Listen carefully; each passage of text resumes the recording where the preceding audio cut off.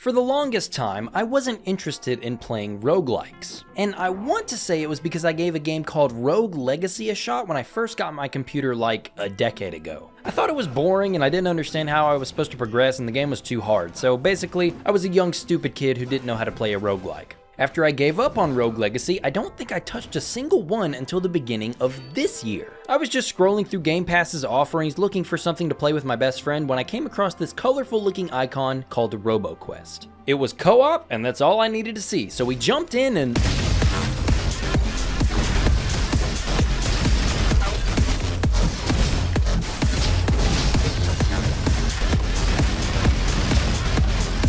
What is that? The music? That was RoboQuest. I'll tell you more about RoboQuest next time because I'm actually making a video on why I love it so much, but the moral of the story is that this game showed me how fun a roguelite can be. I was worried that RoboQuest was the exception though, because there were other things that I liked about it. But then I received an email from a man named Bruno Bombardi, an indie dev who saw me likely being a jackass on Twitter and asked me to play through the demo of his new game. I said I would get back to him when I played through it to see if it was the right kind of fit for the games I like, but simply put, yeah, it was a perfect fit. The Dunjungle demo had me take control of this little monkey man and guide him through the first area of the game. There were tons of weapons to collect, enemies to fight, and power-ups to be gained. Runs were super quick, and I never felt discouraged after losing. This game is quick to put you in the dirt if you don't bring your A game, making that quick game loop important to encourage you to get back up. I finally beat the first boss, and then the demo was over. That was incredible! I emailed Bruno back and told him I was absolutely on board to make a video. So I waited and waited, took a break from the channel, saw that Dunjungle found itself a publisher, which was great news, and finally I saw that it had launched a few weeks ago. And after I had finished dragging my feet through Ultra Age, I knew it was time to play something I knew I was going to love.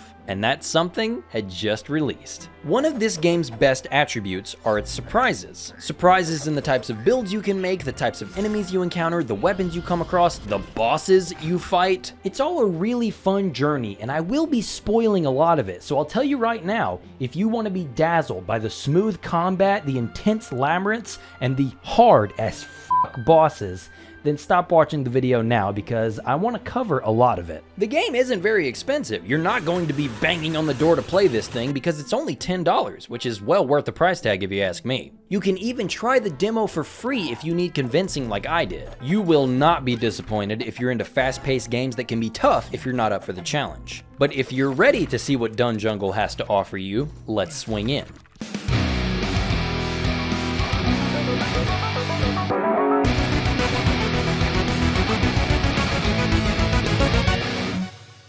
So what is a roguelike? And that's like with a K. A roguelike is described as a type of game where if you die, you gain nothing on death except the knowledge you now have to potentially play the game better. A pat on the back and a slap on the ass that says thanks for playing the game, but play better. The term derives from the game Rogue, a release from 1980 that created an entirely new genre because of its punishing permadeath and procedurally generated game world. That just sounds like way less fun if you want my humble opinion, but that's just me. A roguelite, with a T, is different. These games are built on the idea of progression. When you die, you typically keep a type of resource or currency. You can unlock things while you play that will give you abilities for the next run, bonuses that potentially give you an edge to overcome the challenge that blocked you before. Each run, you make it a bit further while also unlocking more tools that will get you further. It's a game loop that I've admittedly fallen in love with. It's the structure that made RoboQuest so much fun, and it's exactly what made Dunjungle a blast. But yeah, what I described is pretty much the loop here. As this nameless monkey, you've spotted an otherworldly force that is spread throughout the jungle. It's up to you to track it down through the 4 current biomes and put a stop to it. That's about where the story stops though, so let's discuss the bulk of the gameplay. Dunjungle is a very simple game. You have one attack button, 3 slots you can equip special equipment to, a jump and double jump. By pressing down twice in the air, you will slam back to the ground. I especially love this move. It makes speeding through the levels way more comfortable. There were multiple occasions where I would need to drop into an area swarming with enemies and I wouldn't be able to get in there safely without the ground slam. While dealing damage, you'll be charging your monkey amulet. At the beginning of the game, this will simply heal a small portion of your health, but it can have effects added throughout the run. Monkey also has has a dodge, and this dodge comes with invincibility frames. So you're meant to boldly dodge through attacks that you simply can't jump over. And that's everything Monkey can do naturally. And then finally, with the circle button, you can do this. They added a monkey button! But the variety of the gameplay comes from the wealth of weapons and skills you can find. We begin in the hub area, and looking around you can find a few NPCs. These same NPCs can also be found in the dungeon in between combat rooms. In the dungeons, you'll begin by choosing your starting equipment, and this equipment is limited when you first begun your adventure. But as you go on more runs and accumulate these purple doodles, I'm really not sure what they're called, you can give them to the NPCs in the hub to improve their service. So that lackluster selection now has more to choose from, with some also being of a better quality. After the starting equipment is chosen, you'll start heading into combat rooms. These are a selection of pre-created layouts where the name of the game is survive and defeat enemies. The more enemies you beat, the more coins and purple doodles you'll get. You're supposed to always be on the lookout for the door to the next room. Unless you've reached the biome's last boss door, you always get a choice between two rooms which will dictate what you'll encounter in that room. Combat rooms will warn you when you're going to be challenged, with the enemy icons being more menacing and red, but you'll also be shown how much greater your rewards will be. I usually always choose these more difficult rooms because they spawn enemies that are outlined in purple. These enemies will be way more dangerous, but when they die, they drop a level up. This will give you a small boost in one of 3 randomly chosen stats: attack power, defense, critical hits, cooldown reduction, maximum health, and life steal. They're all super useful, and we'll talk about how they can each be valuable in a moment. Constantly taking on those tougher enemies has an immediate reward. You build your monkey faster, stacking those buffs towards your desired playstyle. And then when you make it to the end of those combat rooms, you have choices on what NPCs you can run into. You have the blacksmith that can increase the potency of one of your weapons. You can ask him to do more, but there's a 25% chance he'll accidentally destroy it. The little guy just gets too excited. Leave him alone. He didn't really mean to. One of my favorites is the merchant. Using the gold you accumulate in the dungeon, you can peruse his large selection and load up on some really nice stuff. You can find the old shaman monkey who will give your amulet a new property, something like more healing or orbs that surround you for a few seconds and deal damage. Then there are the twin rooms. You can find them showing off 2 melee weapons, 2 ranged weapons, or 2 relics. You know they're siblings because they say so, but also because they're talking shit about what the other found. Now we start getting into the riskier rooms. The monkey artifacts aren't that bad. You find 1 per biome, and it gives you an artifact that grants you a decent buff like 10% extra damage or 20% health. But after you grab it, you get jumped by a group of enemies. They're never too tough though, so it's always worth it to me. Same with the baby monkeys. Once per biome, you can come across this room and fight a horde of small enemies to save the baby. When you succeed, the little monkeys will follow you and help fight enemies. I also love how they're all themed after their biome and even have different attacks. Such a fun attention to detail. We've got the lottery machine rooms where you pay 10 coins to spin the slots. If luck is on your side, you can pull a lot of great prizes. A new weapon or item, lots of money, but eventually the machine will get full and ask that you don't feed him anymore.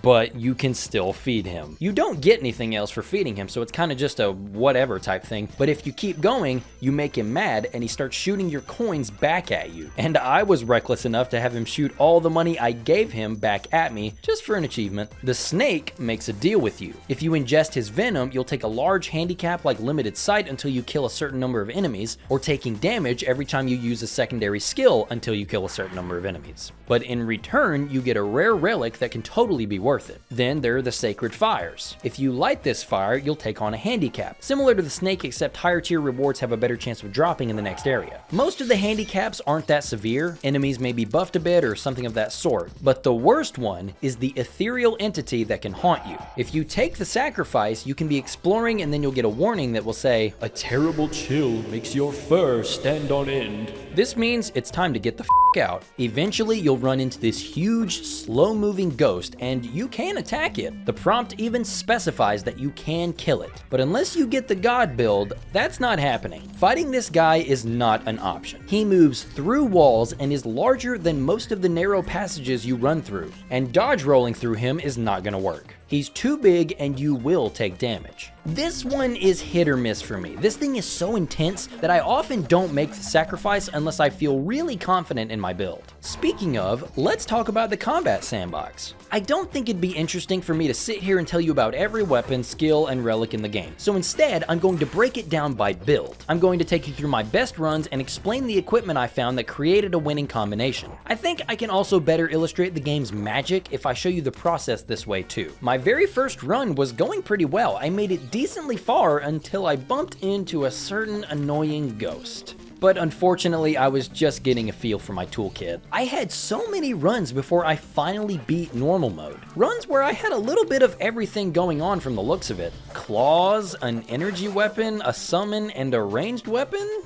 Okay, Ross. Well, those claws are great at drawing out lifesteal damage, and the energy weapons are good for distance. Doesn't do you a whole lot of good if you rush into a cluster of enemies, though. I did beat the giant crow boss on the next run, though. Interestingly, he dropped the crow staff. So on the next run, I started holding on to items that would summon creatures to attack enemies for me, and using that staff, I can buff these summons. I made it all the way to the last area, the corrupted jungle, but I bit it because I was unfamiliar with this type of enemy. After that death, I went exploring the hub and found some costumes. And these aren't just cosmetic, they had different attributes that pushed you towards certain playstyles. Ooh! I gravitated towards the warrior bear. This gave a buff to my melee damage and health, but lowered my proficiency with magic and ranged weapons. So it was a purely melee-focused playstyle. That sounds like it is right up my alley. I found a thorned log, which is a heavy weapon, but my favorite thing about it is the battle cry passive. After a few hits, Monkey will drastically speed up the amount of hits it'll dish out. I grabbed an essential for later in the run with the bottled lightning relic, where killing an enemy will shoot out lightning bolts to surrounding enemies. This is absolutely devastating in the last area with these fly things everywhere. This relic complements the game's kill streak mechanic. Now, I know when I say kill streak, you think something else. You're not going to be calling in simian nukes after 25 kills,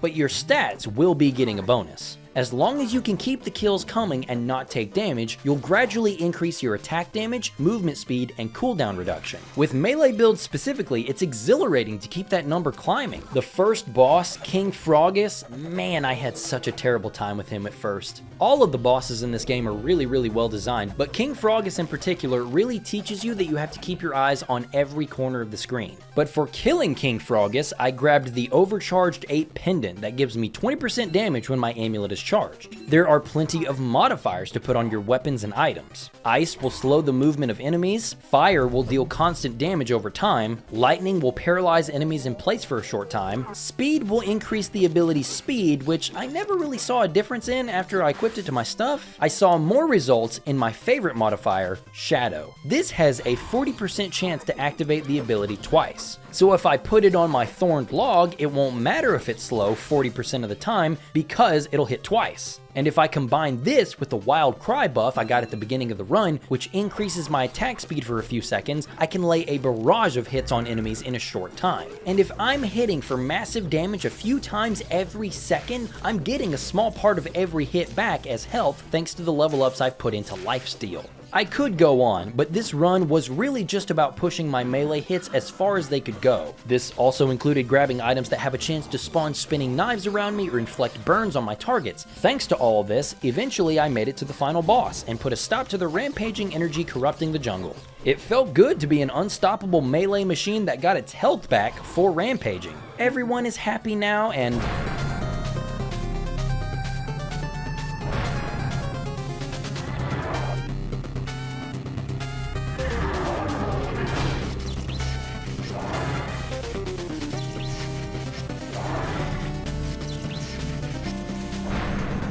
After you clear normal mode, you're just getting started. It's now time to get your hands dirty with hard mode. And this is where I experimented with a lot of different costumes. Not many worked out, and I want to take this time to explain where I think certain aspects of the sandbox could improve. Take the Master Dog costume. This little guy is all about summoning familiars and letting them swarm the enemies. But as I was playing, I couldn't help but think, man, I want to be more involved in the fight. And while it's true, I could have a bunch of toads and crows helping me out while I'm using a greatsword or something I know will get results. I would rather be using the items that are made for me to go all in on the build I'm aiming for though, such as the crow staff. This weapon doesn't dish out a lot of damage, but like I mentioned, its special ability buffs any summons or familiars you have out. So the rotation is a bunch of avoiding damage and waiting to resummon your helpers when they come off cooldown, and then using the crow staff to make sure they're all as strong as they can be. This is fun. I love watching my little army completely dismantle groups of enemies, but I never got as far as I would have liked with this build. There are artifacts that buff the strength and lifetime of the summons even further, but even when using the Master Dog costume, which gives a baseline 25% to summon damage and 50% to their time limit, I really wasn't seeing the results I would have wanted to see. When I think of a summoner class that's still got plenty of interaction for me, the player, to work with, while also being strong, I think of V from DMC5 because of f***ing course I would. But with V, Griffin and Shadow do great damage, but enemies can't be killed by them. V has to do it with his cane. I'm not saying that that should be put into Dunjungle, but what I am trying to say is that to bridge that gap of the crow staff not doing enough to make a difference, and the familiars maybe needing a little more juice, maybe we should make the crow staff's buff more intuitive. I think it would make more sense if the player's familiars got a stacking buff every time the crow staff connects a melee hit. It would still encourage safe play where the familiars are the focus, but the player would be more active. The crow staff also has a passive where if you kill an enemy, it will turn into a familiar that lasts for a few seconds. This will also incentivize focusing on that mechanic, because as I was playing with the crow staff, I don't think those familiars lasted as long as they should. Plus, buffing the staff would give the summoner class some lifesteal opportunity, because the lack of a way to reliably regain lost health was a big reason I couldn't take this type of class to the end of hard mode. The familiars don't reap the benefits of any lifesteal you have active, and the crow staff isn't strong enough to steal back a significant amount. I got to the volcanic caves before I took a spear to the face. The visual clutter can also be a bit much sometimes. When fighting things like the Tyrannosaurus, it was a little tough to keep track of things, even though I did end up taking him down in another run. I wonder if it was intentional, but this guy really gives me Joe and Mac boss vibes. Wonder if, curious about that. And regarding the visual clutter, I think all of that makes me gravitate towards the more simple classes where all I have to worry about are my melee weapons and maybe a buff or two. I then gave the Sorcerer Frog costume a try. It gets a big boost of 50% damage to magic attacks, as well as 20% reduction on its cooldowns. But it's not going to be dishing out melee damage anytime soon. It's also got a hefty 40% reduction in its health pool. A fragile magic toad build is the aim here. I didn't spend a lot of time with this one, but my wipe was almost certainly skill issue related. I got really lucky on this run where I started out with a legendary magic staff, a main weapon that doesn't do melee damage, but instead scales with my magic damage, as well as a legendary spirit barrage. My vote for best magic skill in the game. It just shoots a cluster of magic missiles, but when they're upgraded or paired with a shadow modifier, they can do some serious damage. There are plenty of other cool options for this class, it just isn't my style. I've never been much of a spell slinger, that's always been Nick's thing. I then dilly-dallied in the game's brand new class, the Vampire Monkey. This is one of the most game-changing classes, with it being all about the lifesteal stat. The killstreak bonus now has a lifesteal increase, and all lifesteal effects are doubled. This is for a good reason though, because Nosferatu here can't eat the food found in the dungeons to recover his health. And instead of the monkey amulet healing you, it transforms you into a bat with a lifesteal aura for 3 seconds. The other thing is that kicking into your sprint will turn you into a wolf. This is neat. So with the sprint being a mechanic that only triggers after you've been running for a short while, it's difficult to naturally weave the wolf form into fights. But my time with the vampire was really fun. I found a legendary vine whip, which just feels appropriate. I've never played a Castlevania game myself, but I've seen plenty of YouTube videos covering them. I get the reference Count Muncula says at the start of the fight. I've seen the show. I am hip. I came across the hungry amulet that gives me 50% of my max health but stops food from healing me. But I'm like, bitch, I already can't have food, so now I've got some extra HP. I was running around with some bats and rats. I maxed out my whip, so now I've got max damage, and this thing has so much range. I didn't realize until the end of the run how far away you can hit enemies from, but it also has the ability to root enemies. This is a status effect that makes them unable to move, and it also works on that annoying ghost.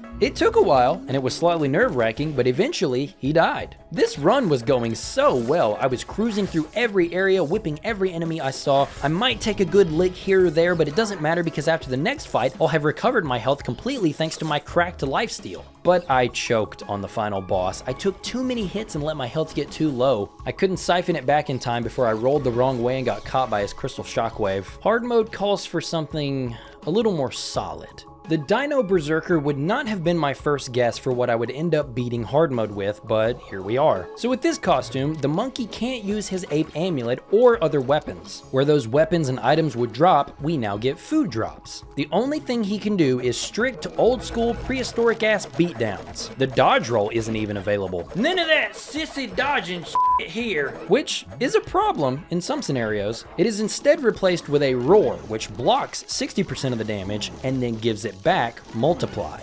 I usually didn't attempt this counter unless I had to. It worked, and it would chunk their health, but the damage loss could be crippling. This is the Berserker class to end Berserker classes, and it was a pretty standard run too. I grabbed anything that said melee damage, poured a lot of level ups into lifesteal because even if I'm only stealing 3% of damage, that's 3% of numbers between 500 and 1300 twice every second thanks to the maxed out Great Branch Sword, whose special attack is a wave of vines that would wipe enemies off the screen. I had like 3 different artifacts that increase my attack speed, that bottled lightning, the ancient drum, which has the chance to sound out a wave that dealt 30% of the attack's original damage to the surrounding area, one of my favorite relics, the bayonet, which extends the range of your melee weapon. This made me confident enough to take on the scary ghost, and thanks to some relics that increase my knockback, the thing never even had a chance to touch me. I was cruising, nothing really gave me any trouble. I had a maxed out greatsword that I was swinging like a dagger with the reach of a whip, until I made one of the worst mistakes I could have possibly made. I opened this chest and I was trying to eat this avocado, but I accidentally picked up the hungry amulet,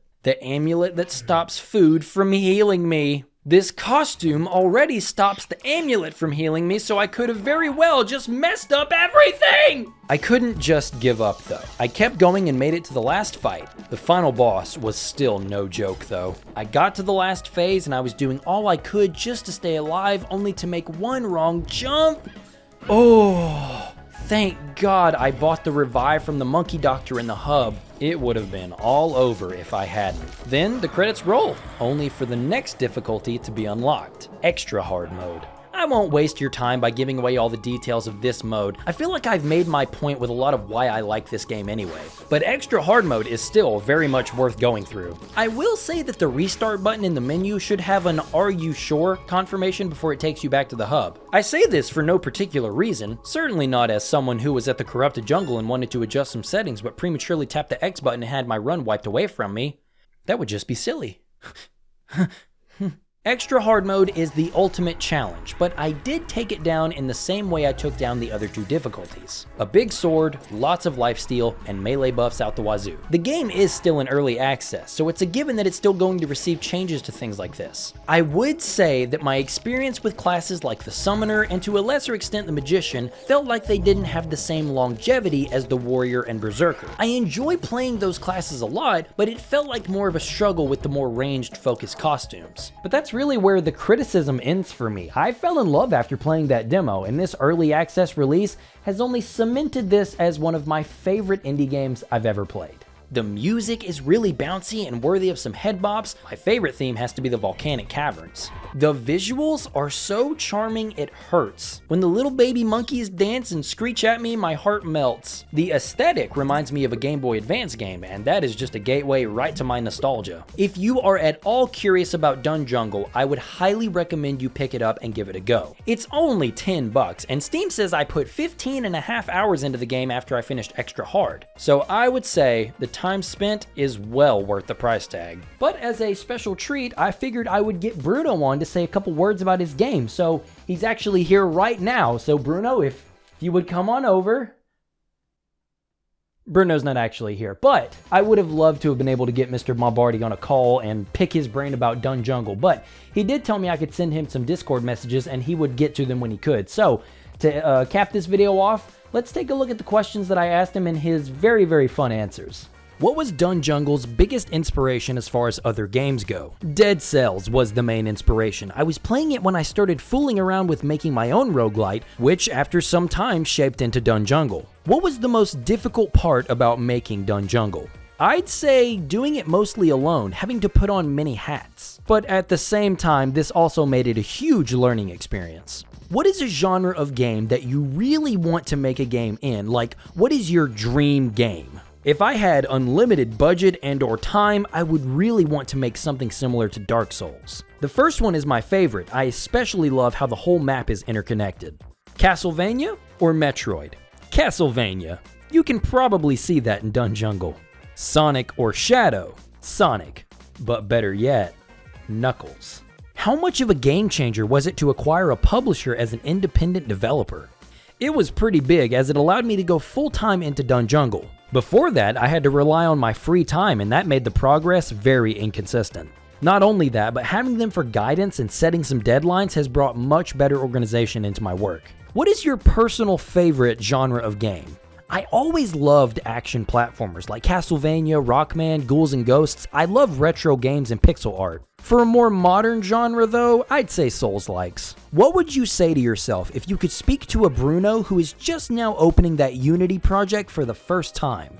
Don't overscope! It was supposed to be a small game. But in any case, I think it turned out pretty well. I'm happy so far, and it's hard to think what I'd do differently. With all that said, next time we meet, I will be going on a robotic quest. We're still in roguelite territory, but I will be showing you one of my favorite co-op games, one of my favorite FPSs, and one of Game Pass's best titles. Next time, we look at RoboQuest. If you're interested in talking about Dunjungle or some other games or your pet monkey, feel free to join our community Discord server. We talk about everything and anything you want to talk about. We are also in the process of recruiting people to host some community game nights. I cannot wait for those whenever we get enough people. If that sounds like something you'd be interested in, please use the link in the description to come hang out and play some games with us. If you're interested in seeing an uncensored and ad-free version of this video along with plenty of other perks, you can find a link to the Patreon in the description as well. You can join the ranks of my single $10 patron, White Ghost 117. Thank you so much, dude. But anyway, I appreciate you for watching, so thanks for stopping by and have a great day.